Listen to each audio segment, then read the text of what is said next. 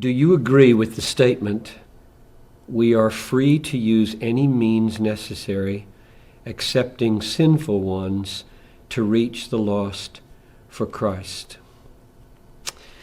The problem with saying yes to that is that it might omit a category. It introduces the category of sin. If it's not sin, it's okay. But there's another category like wise. And I think only dealing with the category of sin as the criteria for what you do is probably not wise. When you ask, can I discipline my children in any way that's not sinful? Well, that's not a helpful way to ask the question. What you want to ask is, what ways of disciplining or interacting with my children would be helpful to them, maximally helpful? And there might be some non-sin ways that are not very helpful. So I think I'd answer no to this question. I'll read it again.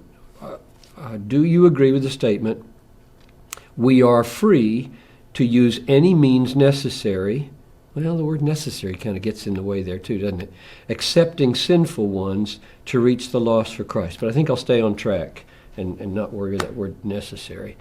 All I want to say is, when you determine that all things are lawful for me, Paul says, and I do all things in order to, make known Christ, I think he means all things within the context not only of what's not sinful, but what's wise or helpful or strategic.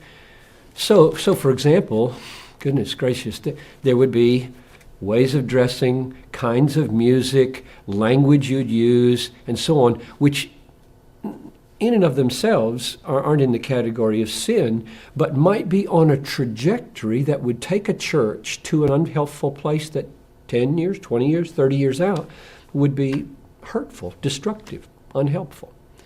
So I have often struggled with this issue that Paul seems to operate with better and best within the category of non-sinful.